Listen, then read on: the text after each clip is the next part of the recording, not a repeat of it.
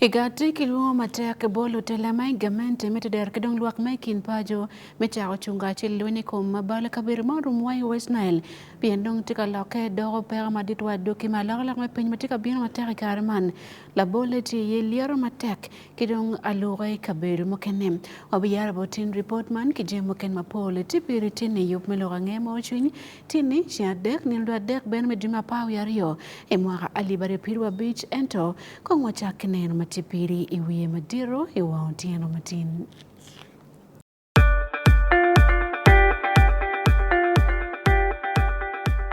At least the one thing for now we can all agree on is the soap to use. He likes that it's big and lasts long. Anti-economy. I like that it keeps my skin smooth. Ate alina echovu. And the children like that. It smells amazing. Everyone is happy. Movit soap comes in 4 fantastic flavors. Movit family soap is truly soap for the whole family. Movit. All day confidence.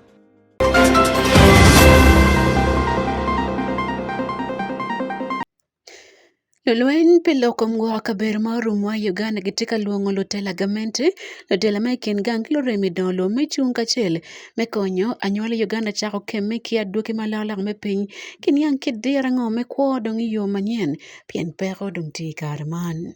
We would like to continue appealing to both refugees and host communities that environment is our concern.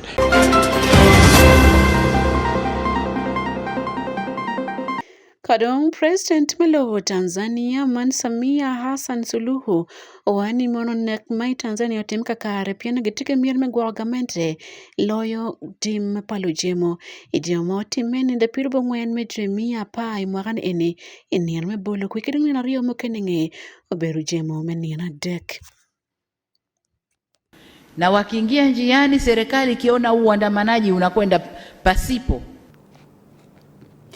Amore matakania sande Akumu man yup melorange mochwin biondong botin komiti kore kikore.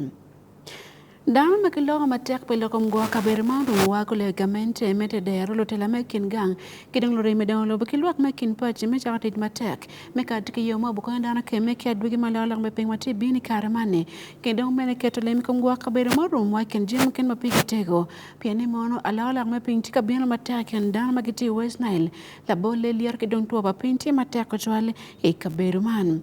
Achoke makiluani mon Regional Climate Justice Forum madulme Rice West Nile kidong lurem don lobogo yobo I hotel le confidential ya Rua City ogoro dama pol magidigita meko mayopo kabre maro mobed mabe uwe kilueni komaduki marajo malala mapeny mati karman kikelo perma pol ikom dan chwale ogoro dan magiti district me ajumani obongi madio kole kidong zombo guberu kacheli ya Rua City wanen report kom kachoke mangang tamango makinya Kibola Church pa Wan Luo Television man John Paul Pio NT Yarua. Iromo majumi Rice West Nile karashielo kurungu majengri kume oyobogin iwi lemba loka payamu ruogi majuo kuro nyutu ya niaya tuo pangom kot pa mushwinya nok man bende ya niaya chishmuti kwa majunyotho makwe kujwek pacham mipodhu tiyo rashiel majunwangu ngomi West Nile otie kani kadhi iye akuma odims dawiungu mananu lemdongo ngomi West Nile ikungu migi majudong West Nile Development Association owache niya ya shalo gen giti ayika manzulu ne binu poring lwenyu nyao peku ento ya niya unguma jengri kumgi utie kani miyo kony nikela loka eni makwe. We would like to continue appealing to both refugees and host communities that environment is our concern. It's an issue for all of us. It will affect us and it is affecting us. So we do not need to hold our hands back without continuing to plant more trees, without continuing to use our environment sparingly, and without also not adapting to energy-saving technologies that are in our midst. James Oyulu jawi komel siya beach Mizumbu district ukwa odhanu mitedero ni tingu shik majuketha koya yulemba loka payamu iwange karapeko makameni udar. Coupled with the refugees we have within the region. Members, we realize that sometimes back, places like Zombo, we used not to experience high temperature. But right now, we feel it because when we were still young, I believe it has changed seriously as opposed to the present situation. Ikila Wilbert, Matiu kujumine machalo jawak dhanu, ukwal wak dhanu mi West Nile kudhanu shisheke ni nenu yania ya, jukila loka sheke tenge eni mandhano makumak chingi. We are calling upon other stakeholders. The engagement with the cultural institutions, the faith-based, should be part of this engagement, and we want now to rally them to seek the commitment to ensure that the environment in the sub-region is restored. But also we are calling upon education institutions to be part of to be part of the campaign and advocacy in the region, where we have education institutions take the environment into the learners. Samuel Mpimbaza Hashaka Mutiara Disimio Bongi District Uriangi komjuro tela makwe enike pinyayo pe kitenge mira loka payamu makwe. If action is not taken, then we are in for a shock. What is happening is that it is almost reaching crisis level. This is because the people are very busy destroying the environment, especially through commercial charcoal trade, through timber and other means. And this is causing us a lot of problems. The question has been raised. Are you part of the problem as a leader, or you are a solution? And like we've seen, most of us leaders are part of the problem that is complicating the matters. Chomoyo burombwene nyutu yuak migi makwe magwache niya ya kaji abo wangungo yoremisha mokumado mantuero padhano ubechiro dhano mutie peko makwe ishan matumungo mane ni yorashel madhano mu West Nile mako makshingi ni daro peko paloka payamo. Wan Luo TV Opio John Paul Arua City. Yom Jinyo Berotiro Mamalo, Kia Karamala Teach pa Wan Luo Television, Kidong Vision Group, Man Cloud Emomo, Nagin Kidaron Estela Ya, Gutwela Getting Your Maleng, Yup Mauti, Meki Holy Cross, Ecclesia, Pamadit, Matipa Dini Catholica Doctrine, Gulu Archdiocese, Tie Ibadek Laipi Division, Man Igulu City. Yup Manote Meti, Abitil in the Pirubungan Edma Power, Chile Marani Ene, Kamapa, Di, Father Man Emmanuel Okelo, Ayotelo in your Maleng. Tenila George pa Wan Luo Television Dennis Ojue kili matut ngomoti me yub man kidong bene tam gitini ngo bodan magamedo nyo maleng nyo ot maleng dini katolika wanen kong report kibot Dennis Ojue en kili matute ilokom nyo maleng kin Cloud Emomona gin kimin ode Stella Ya.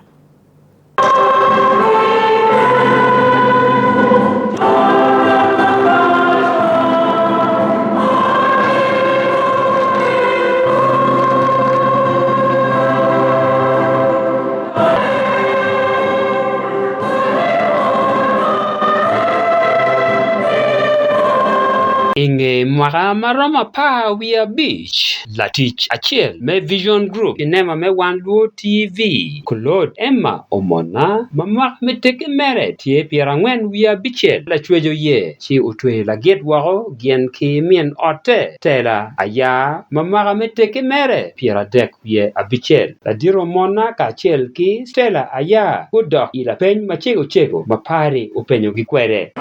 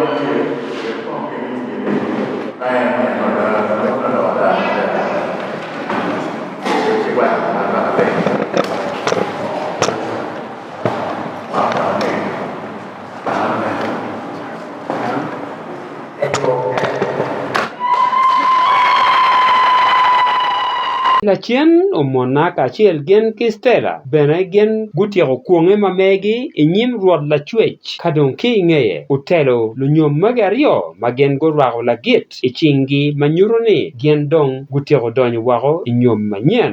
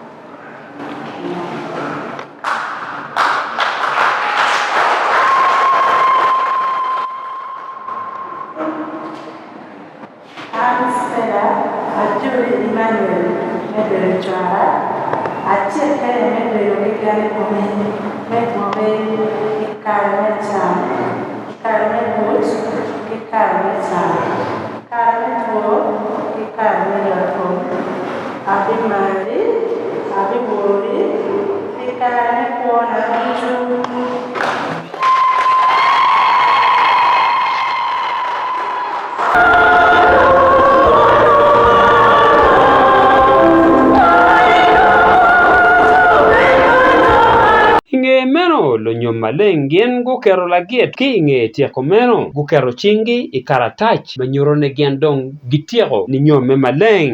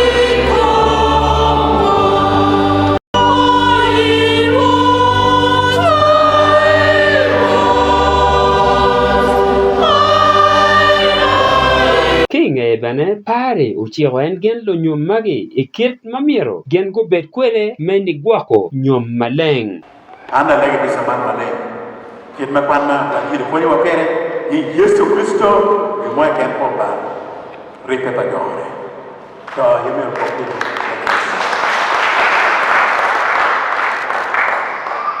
to lega la kwet pel mama te no dario ma lega la kwet mere kiri buka chi roba mo tai ko bu mi wujor ko kachel ke stella wa foege binyoro tangi bibiono sacramento me matrimonio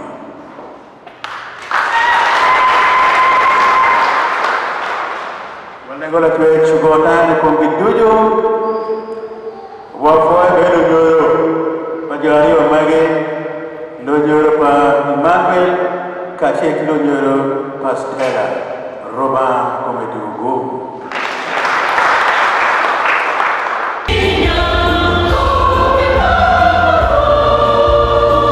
Mona kachiel gen kistera guwajo lok machego mamako nyom mege man kun ng'ara achiel owajo tiet man. Dano neno nyom maleng chalo gin matek tutwal. Dok wana weko jemi mapol genwa chero i nyom maleng. Aloko kadi pendi fot patero kar maduong i nyom manyen. Ento fonye mwaber kanone kain tere pitwe mo kar maduong. O loko chwinya o weka neno atieki neno iyo mapat ikom lok me nyom maleng. Yob man ober mamunya atira. Dennis Ojue, Wan Luo TV, Igulu City.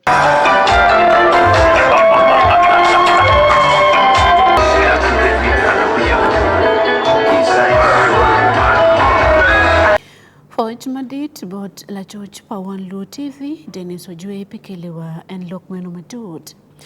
Kawadire wachero i West Nile Marachat District yup magajine kere pa lutela kedong dana moken meken gang meli upoko lok pa lotel gajine moken matime lo tit kotit kilima be kedong butide wang luak tikela laglag mabeto chwale kin dana matikel makela laglag mabejo i West Nile kunum. Yup man kikere tit kon bene kititi ken mabeto meli upoko yup agamente metedero kibene wageno tit kotit kilima ken jine moken mapol matikela laglag chwale kin dana magitikin gang i district no Marachat kidong yumbe Wengiti West Nile. Robert Adiga Birkalupo Logman, Kongwanen Matut, Alaga Mati, Ikom Lupo Ridge Pelotela, Kedong Yupe Donlo Meken, Mabino Ikingang, I District Tarioni. Nechake lokom medoro mimi yukon mayotkom wai lokom matit kigudi mabejo fonye kidung jemo ken mapole karman aduke payop man tikira laga mapol. Lokin gang karman gitiki lord mengiyo ko lokom don lobo ni angoma pera tek loe kibenti kachel kunagaripe kachel kilotela madong gitika nene moneno magitikwede karmani tika loke dogo kom tich. Tid palokin gang ne petika weko dinyo kerma tijiken ento bentika yilo matek rome mingiyo ko tid palotela kidong ko tid magamente keri yelim wekenene margiti yukwere mopo takbeno tichen hotum ikar na kikome. Project me mwaka dek mochake imwaka alibiru piru wa dek niyo kwere imwaka alibiru piru wa bichi berkatime West Nile dok dulme West Nile Regional Civil Society Network wasi neta yoyobo ni ripe kidulme Uganda National NGO Forum kilimo akibot dul me European Union. Yubman kere sub-county ariyo ki district ariyo man yumbe kachel kimaracha. Igar melor project mani koboko imwaga itabit mokati twaip feni matila dit maloy dulme wasis neto weni mon project man ober kemen miyo kony kidong fone matek bolu ken gang weko beti kar melupo ko lutela kingo magen kitimo ya gikina dan weng no tela marom. To me, the project was so good, and we really think that we need to move forward with it. So that we proceed with the achievements that we've registered. Sabino aluma mati la won kompa dul ma PTA igangkwan kamaka primary school mati maraja o wani moni bede ker mangi ko project mapol matime don le bigangkwan man lo nyori ko foni wati kachel ya gekne alaga mapol berutie. Eyo marom ki enoni Stella Abaru matie jago me Olufe sub-county Marachat district wani moni woki jingo karpalo kingang loko me minyo warga mengo man land title pe otiat kamaka health center through to mabe gin mano do galepe mwaka mapol maono pekitika tichi yeni. I don't know how many years Olufe had suffered from the issue of land title of Kamakaya Center 3. We tried, my predecessors tried, but when West Cessnet came to us and when the Topowa groups were empowered, the community mindset changed and participation increased. And then they realized unless they make noise, they will still lack services. And the better they knew that unless they allow the authorities to title the land, there was nothing district could do on any untitled land. So therefore, before we knew it, there was wisdom from some few elders, and then my humic committee in our, I think it was the second meeting, as soon as they were elected in the second meeting, they gave us a leeway. As we talk now, Kamakahe Center 3 has a land title in. Rebecca Ariokot Mati Senior Associate Monitoring, Evaluation and Learning Man Padulme UNNGOF o any mono project man chakama be piano giniang ni mono pera ma politikin gang bu ma dito bel tikin lo tikin gang kidong lo mok tampilwak to tuale ilokom yotkom kidong ponye.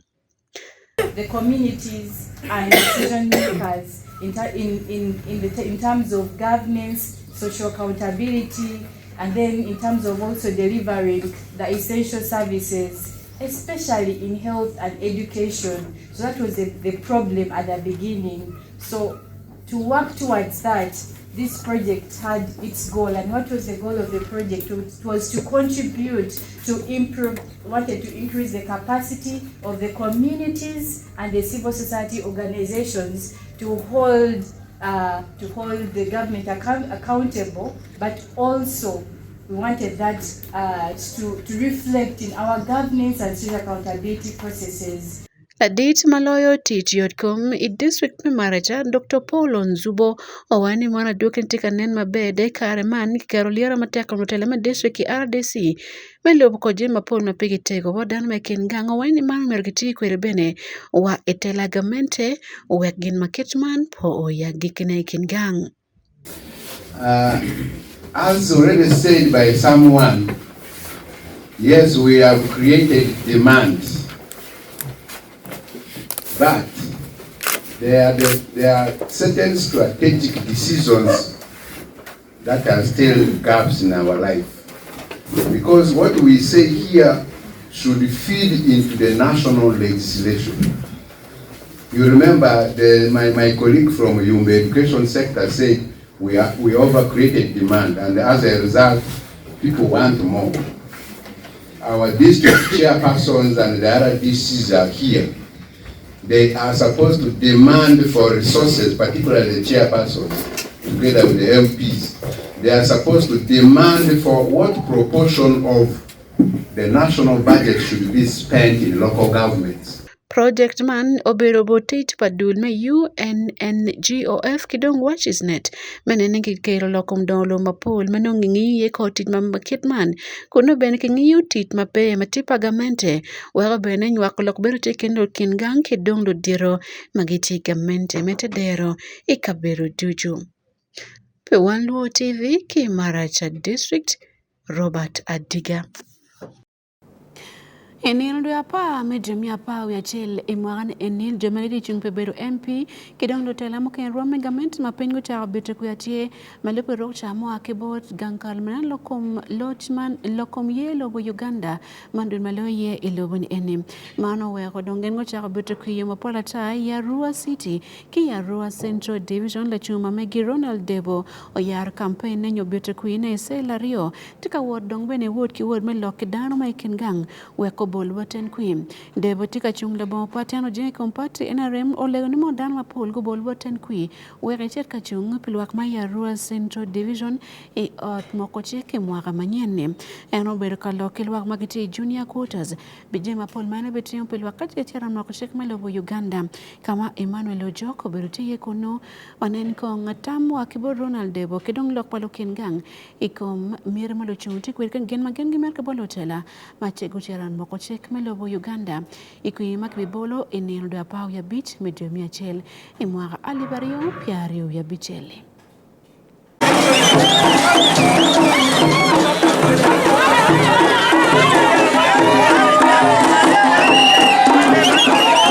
Jarachungu ikabedo pa jawangdano e ot mokuchik pi Arua Central Division e Arua City. Ronald Debo uchako yik pare mi bidu queer ikin pacho majulong cell to cell campaigns. Debo mauti kanishungu itikiti pa independent washunia eti kudanyonga pinikum dano mauti kanishwake piyup pare matungtung maeshopu kanitimo gitie male kadibende telo tol utie malo akesha. Debo ubedu kaninyutu lembe eni ikare maisha ko committees pare mi tedero nyoke cell to cell eni I junior quarters manwangiri idie city mirarua. On the road, moving up and down, but we have been moving the ground, building this structure. This is the biggest mobilization team in Arua City, whether somebody likes it or not. It's not about NRM structure, it's about that team. He has gone down to the grassroots. Very formidable team that is campaigning for President Museveni voluntarily. You see the NRM structure, they are all grappling about money. But with these people you see here, over 2,000 people were preaching the gospel of NRM. After they robbed us in the primary election, we know the NRM ideologies are clear. We cannot blame President Museveni for the mess in the primary election here. If you see right now, the NRM structure is actually not there. If they are intimidating these people, that if they support an independent, they will be arrested, they will be imprisoned, there's a huge money coming through NRM that they will never get. But you see through it all, through the intimidations and the threats and so on, people are stuck with me. You can see the ground here. Manbende Debo washunia etia yuba pinineno nia ekelo dikiri ikin dano sheke man oweko etingo alama pamupira ma utie yore ashel midikudano ikin piny ma Debo utie ayuba ni timo utie itengemi lem yotkom lem somo lem ngudu tich mautie manok ni arado ikind piny mange matungtung enke jurushwak Debo giweshu bende kamai ikitema gitie kanimitu nia echide chung kawangi I ot mokushik. Happy to vote Debo as our MP of Arua City and I'm proud of him. I know he will do better for us. Very sure he's going to do for us everything what we want. That's why we're after him. Yeah. I'm one of the mobilizers. I started mobilizing for him during campaign. The reason I support the boss, his manifesto is very good. I know he's going to implement the areas he has mentioned like education, health, wealth creation, all this. I know he's a very trusted person. He's not so corrupt. I want all the people of Arua Central to vote the Ronald. I know he's going to implement his manifesto, and he has been our chairman Chamber of Commerce. He did very well. I'm very hopeful he's going to implement all his manifestos. Maris Bamonvesi ama gifti mazisi baza njefsita ate makenya wadia ma ale luma candidate na ikosi kozi spiti fupi matiari mbana ikofe so mungu katafe dusikaga dusidriala dusiozatane ngate zende sonte fita zende sonte amanzi piniti leo mani ni support zuru kozi ngalu premier looks na ferri werendai yo biki ozato zarate sasi dini manga still hope be alekini vote fevule leo mani rile Ikin dano eni mautie kanitelo tol I kabedu pa Arua Central Division utie Jackson Atimali buti ma etie jamak bendera pa NRM man bende Ronald Debo mautie independent inge maji loye Iyera mi NRM primary dano mange utie Muzaidi Kemis mi FDC ma kawoni utie Meya Mirarua Central Division Jackson Obindu mautie kanishungu ibendera pa NUP Kasiano Wadrie Zati mi ANT man bende Haddad Salim mautie independent Wan Luo television Ujoke Manuel ni Aikudi Arua City. Kinebi dini Katolika Diocese menebi guteko yar yob madit pimon mautegi ngano yar dulma kiliwani mon elderly Catholic Mother Association matie guri matek pimon magati olega medingo ben care pamon matino kidon konyo kopa chiki ben download mokena bino I diocese ikarma yar yob man kilo telame group ne nitiye Mary Akuya genki Akumu Catherine Mavenjina mati MP pa jomote kemi kamalmalo Uganda gengo cheka mediera metit matek pedno kanisa kidon pacheni wokibot ken mon motegi magiti ecclesia. Robert Tariaka oberutin Nebi Catholic Diocese gankan mameki wanen kong report man kor kikore. Igara Metiaro Dulman, Right Reverend Dr. Constantine Rubin, Bishop Nebi Catholic Diocese weni mono jomo teki dino mekini gobo kona mateko to aleke Europa mon motegi ilokom jingo otlega kinpaje kidong bene tiyo kiriak magti kwerji magukar kiye kidong je magen gramo timne ilokom dome tibo kachel kidong lobo ikingang. Yes, today during Eucharistic celebration, we commissioned some of the ECMA members. That is the Elderly Catholic Women Association. That's ECMA. So these are elderly mothers who are Catholic. So we can call them even senior citizens. Senior citizens. Now these are people who worked very hard in their different professions. Some were teachers by profession, some were business people, some also have been in politics, some are still even active in politics. One is a member of parliament, one is now out of politics because also of age, one was also RDC and so forth. So these are people, mothers, who have been relevant in the church and in the society. Mary Akuya Mati President Padulme Elderly Catholic Mother Association in Nebi Catholic Diocese wani monojima Paul Tima Kibiti Mutralepik Dul Pamon Magi hi otleka Medini Katolika. Ena wani malome manyien ni gubu lobo bene chieng Medini Katolika dakubu jinyu ni ye kon bene kidogo cha den makwo bodmon mokene kilu Kristo iloko madongo ni ye idini Katolika. It has been functioning without the permission of the bishop.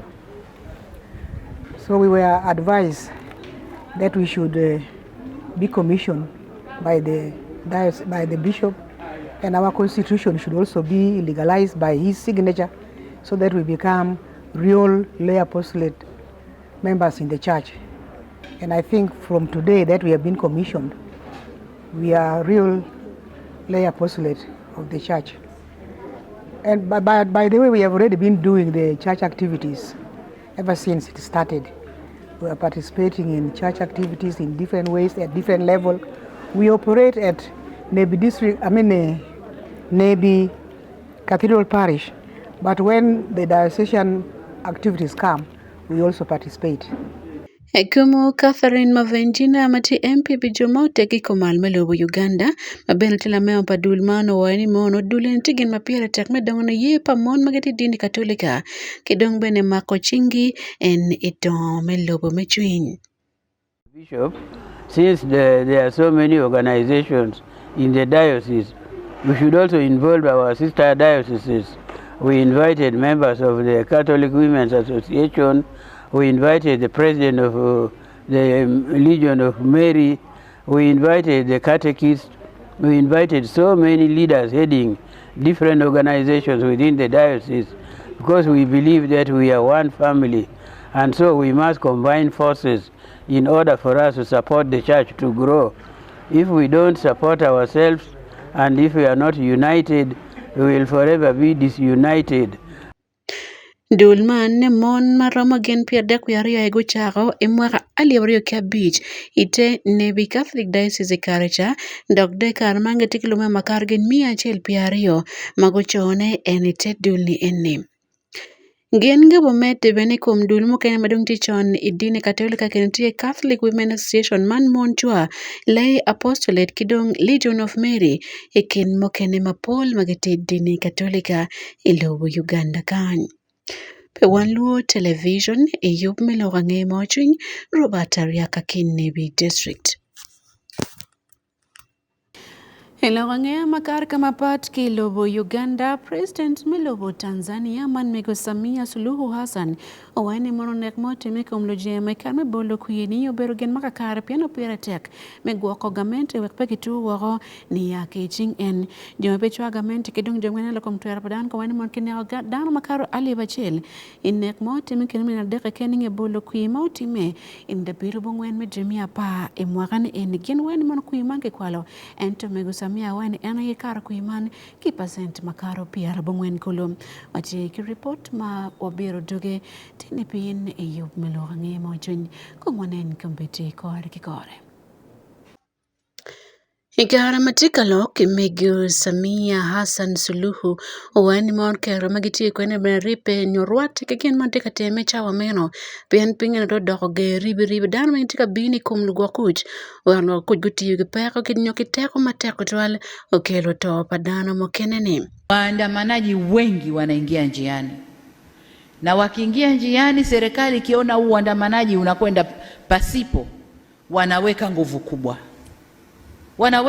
kubwa. Yameshafanyika kwenye mataifa huko na tumeyaona. Sasa wanaporudi kutulaumu mlitumia nguvu kubwa, wao walitaka nini? Tujiulize, je, hao ndio wafadhili wa kile kilichofanyika?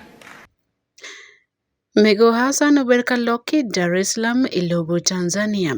Eno wani mono en eloye kwiki percent PR wenu ya boro kulikwi makibolo ento joman ichunita opposition wing mokene ke bae kichung ka mokene onogiti gangbuj.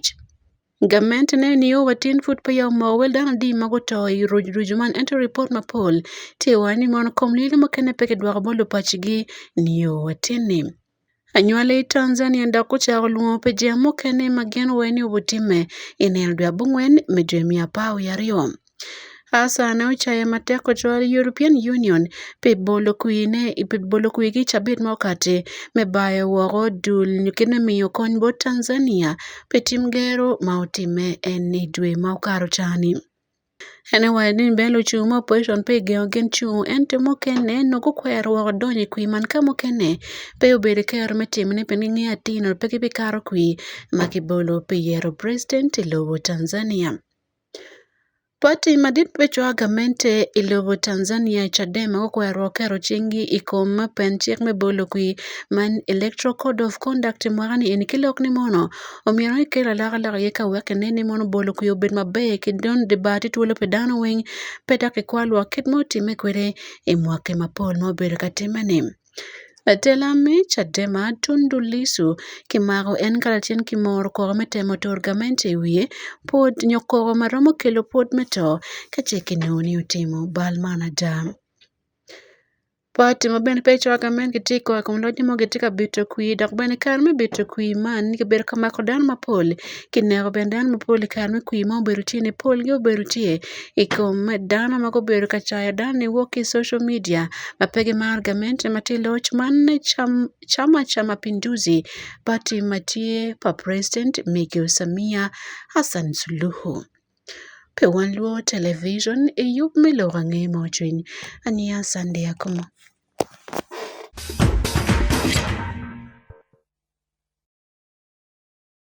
Welcome to Team Palobo Uganda Gruneto Gimagi Kibo Tanzania Tukono Tumgolo Aderiko Mario Owe Tanzania Gubu Chungen Golo Yudo Terra Meturme Sekafa Region Under 17 Challenge Cup Manpe AFCON 2026 Ilaro number 2 Ethiopia Kogo Kenya Gola Aderiko Mtongweno Mando Wero Uganda Tanzania Ethiopia Gubu Chung Palobo Uganda Ite Sekafa Region e AFCON Under 17 Man AFCON 2026 wanen report kibot Anthony Papira and Kelly report lokom to Uganda oloyo silver medal e tukumi Sekafa African Cup of Nations Qualifiers 2026. Tukuman ubero katime ilobo Ethiopia chidong la wo ene tukuman oya girkine ma Uganda urwenyo tukune bo Tanzania goals adek ikomario.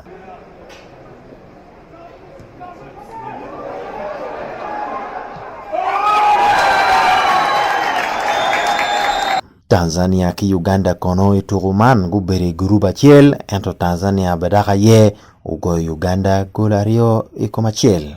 tien lokeni dong Tanzania ena yetie utera mi Sekafa Region Under 17 Challenge Cup. Ituro milar na mader Ethiopia chalo wigi gang goyo Kenya gol adek ikom tongweno.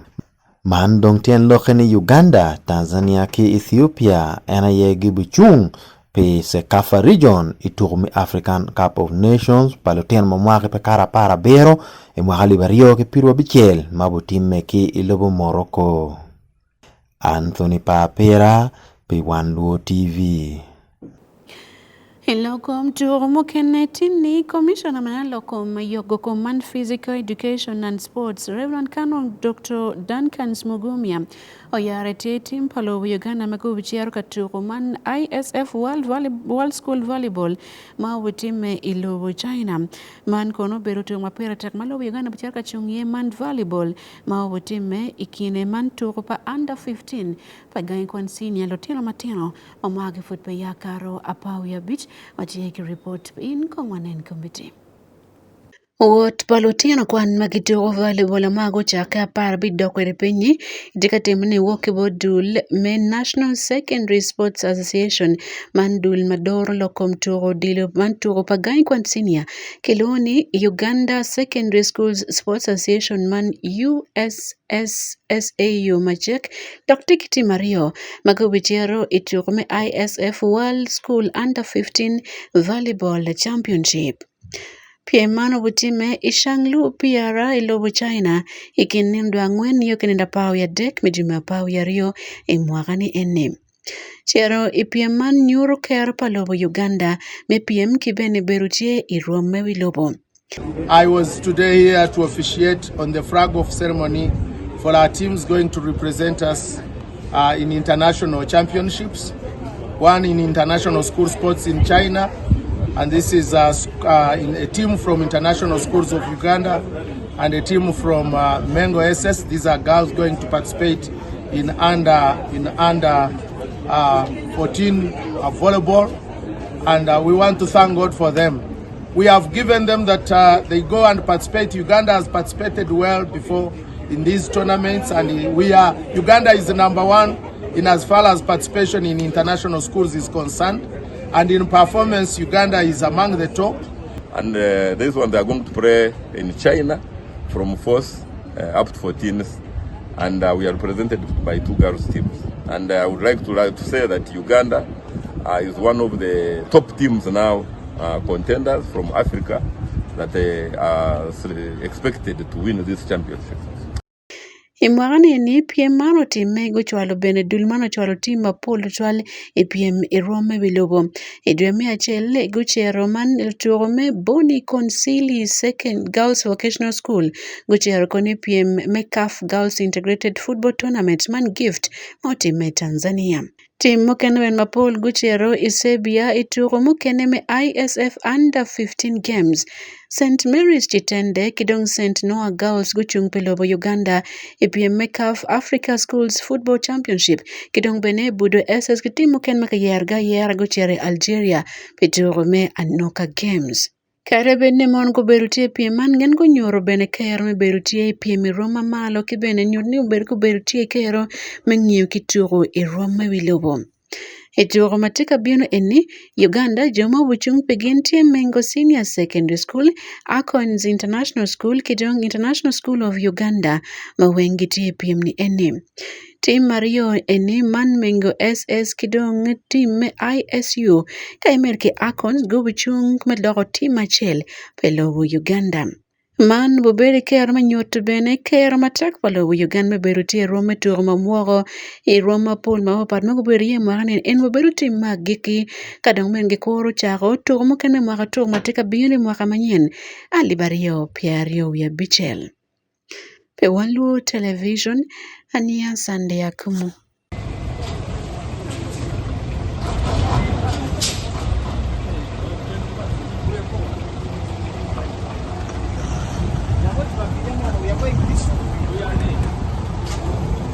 Akarewa odo ya giri pe yup melo ange mo chuni cha dek matin na dek meduma pau yario.